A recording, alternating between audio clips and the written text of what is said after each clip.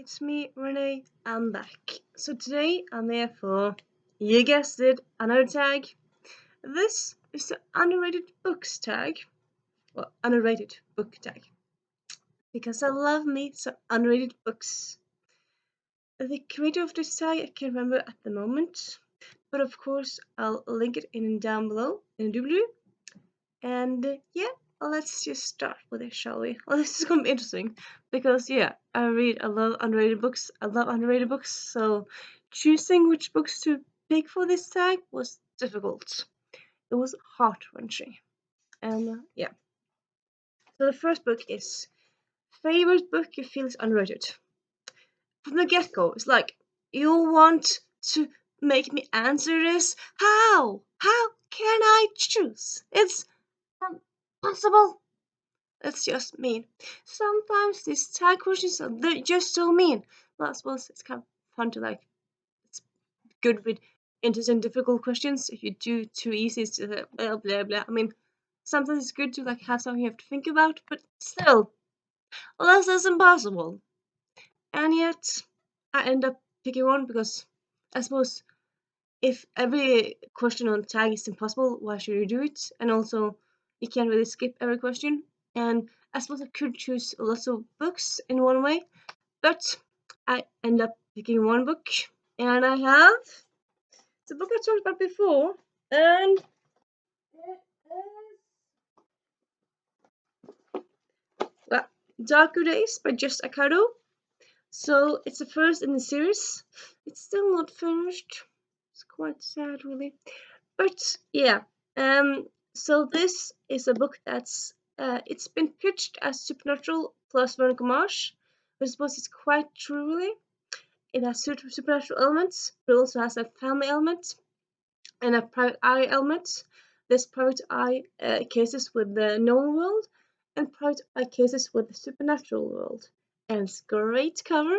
It's perfect and beautiful purple. And yeah, I really, really love it. And yeah, definitely more people should read this.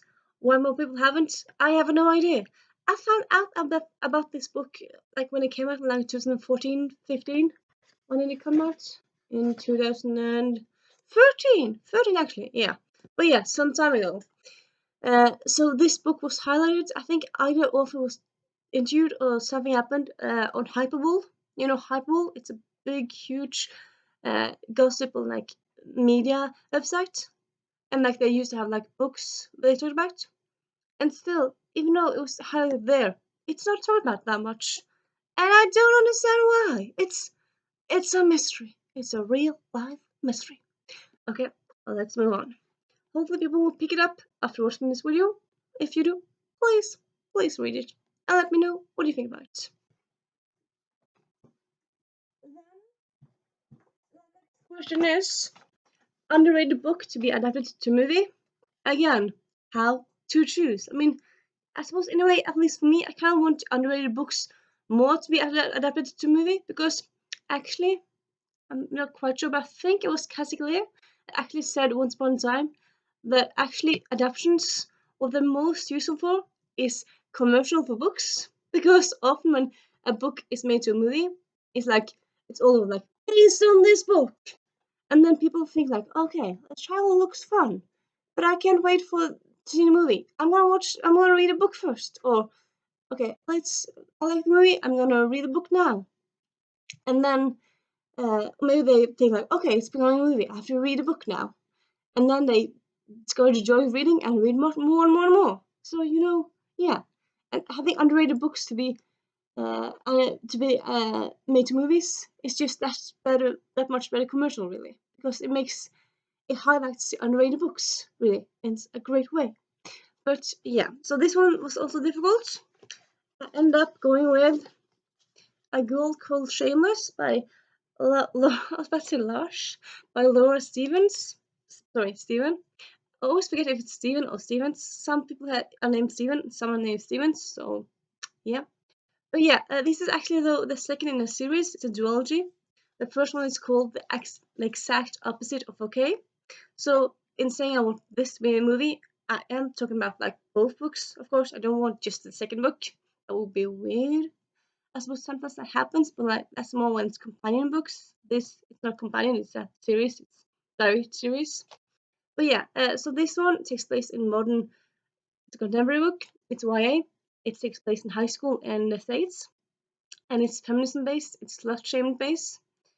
So this one is a girl called Shameless. So like shameless because she's proud of herself. She's not afraid to like kiss people and like be sexual and stuff. So that's why people call her Shameless, which is just so double standard.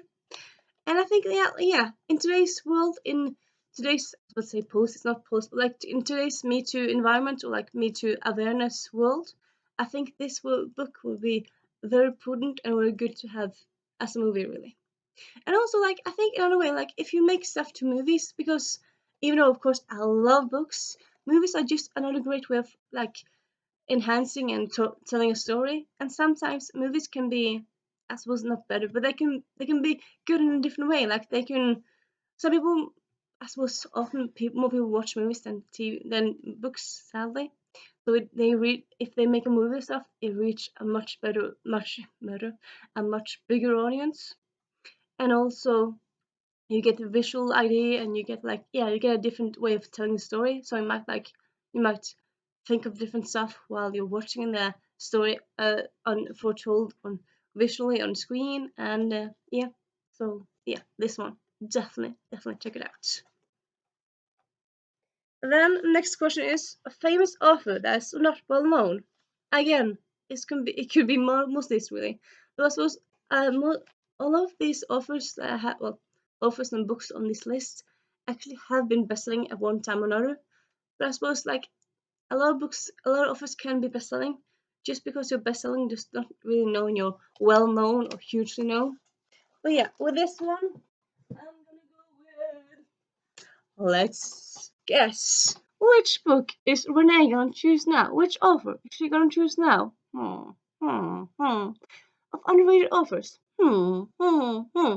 It is Meg Cabot, of course. I mean, I have to mention her when I'm talking about underrated books and authors, and she's just amazing. She's the creme de la creme. She's just so good, so good. And yeah, I just talked about it in another video. I think that one's probably already out up when this comes up. But yeah, she just writes so good. Writes so good. I love this series, though the last book is just not perfect, but it's still very good. And I love old magic. I did say in like the spotlight I did of her, I did a video on her very early on in my channel, that I didn't really like her Angel series. But like most authors have some misses, and it's gonna be difficult to like hit and just make great books for all the fans all the time. I don't really think that's possible, really. But anyway, yeah, just because of this series, Old Magic, I love Marion Gully. She just the perfect writing, perfect, so fascinating and so outstanding. And yeah, just Marion Gully, check it out. And also, I suppose in a way, like because of her story, because sadly she had cancer, I kind of feel like, and even though she got through that and now she's still writing it, like she wrote this after she finished her cancer treatment. So yeah, that she's surviving or she's surviving with cancer is just impressive. And yeah, Mary Curley, check her out. Check her out, I'm telling you. The next question is one book to promote to everyone. So one book that everyone should read. That's underrated, of course. That's the name of the tag. And that one will be.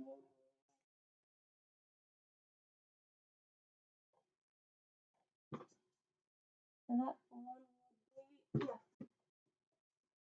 I just talked about this one in another video, but yeah, some books you just have to talk about again and again because they're so important. And it's Dreadnought by April Daniels. It's the first in a series. It's the first in a duology, but I think maybe it's becoming a trilogy. I'm not sure, but at least it's first in the series. The protagonist is trans, and the author is trans, so it's own voices. And it's really gave me new insight into the trans experience. Of course, I can never really understand it because I'm not trans, but it's still, I mean, part of reading, at least for me, part of reading is reading about other people and learning and understanding more and through reading. And I felt like I understood more the trans experience through this book. And it also has queer voices, like the queer representation and other stuff in other ways. And this book is just, it's just entertaining, valuable, invaluable, and eye-opening, and just so good. Everyone should read this one. Everyone, I'm telling you, everyone. So yeah, sorry. Let's move on. Then we have favorite character in an underrated book. So I suppose this is also like if you have lots of underrated books and lots of characters in underrated books that you love, difficult to choose. I end up going with a book that I've talked about before also.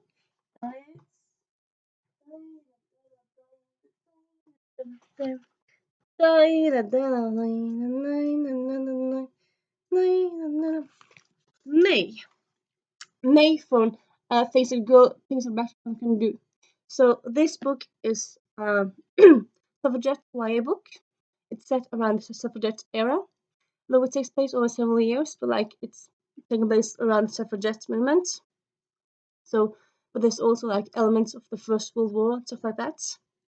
And May from this this book, she's fantastic. Well, she's fantastic, but she's also gay, and she's also it's just annoying me. What is her? I just want to double check it again because there's something that's going on.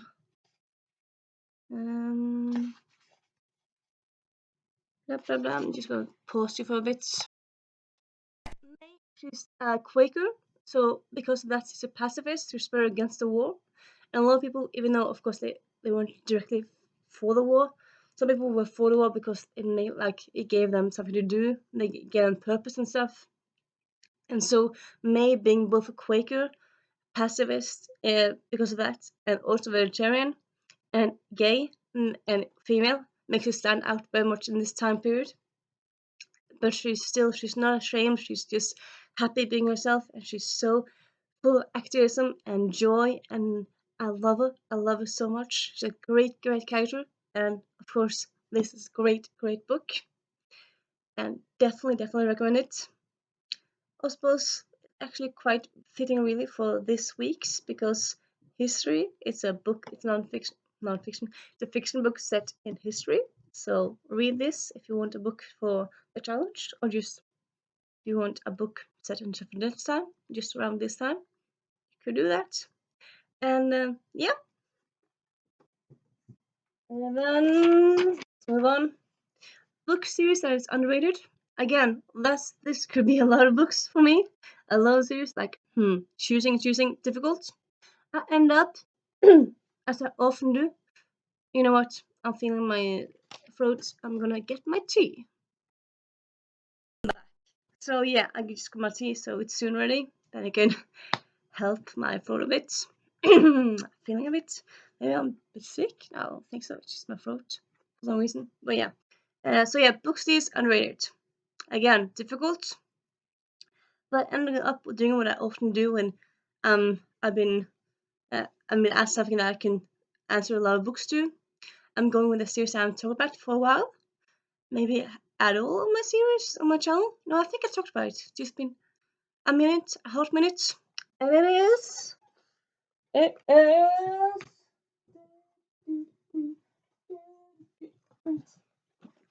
Dreaming Anastasia books. Dreaming Anastasia and Haunted and Anastasia Forever. So it's as you would think, Anastasia Romanoff retelling.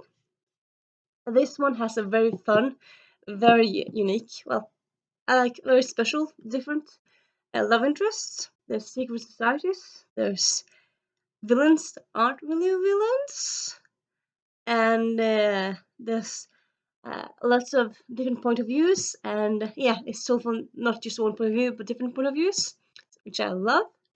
And it's kind of scary now and then, but not like amazingly scary, just like a bit scary. So like maybe read it during the day when it's light outside. But yeah, This series is so good. Dreaming Anastasia by Joy Preble. Check it out.